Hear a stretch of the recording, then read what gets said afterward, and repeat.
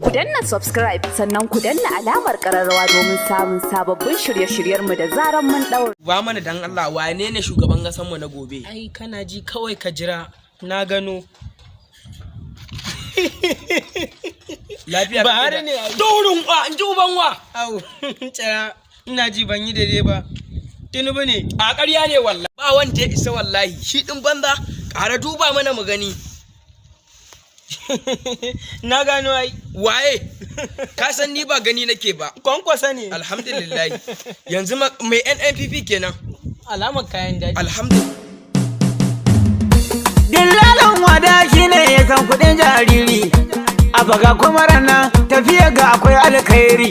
Daurin gora a hugu daga shagama sai mariri. Kai mun gode wa Allah kwankwasa ya gama babban jari. Buki idan ba gara an kure wa uwar ya tari. Ga sakon ya mai Tinubu yake ko Atiku? Kai! Waye wannan? Me kake nufi? Ai in gaya ma.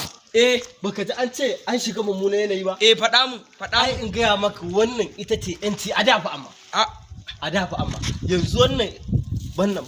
Ya za in baka? Wannan yana je bila a haka. Karya ta zan fa. Bila zan tafi a haka. Durun da wanda ya sai zaɓi APC ne muna Najeriya.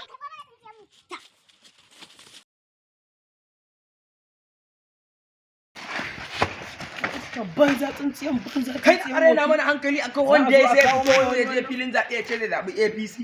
Ban sassa. Ku danna subscribe sannan ku danna alamar kararrawa domin samun sababbin shirye-shiryenmu da zaran mun daura.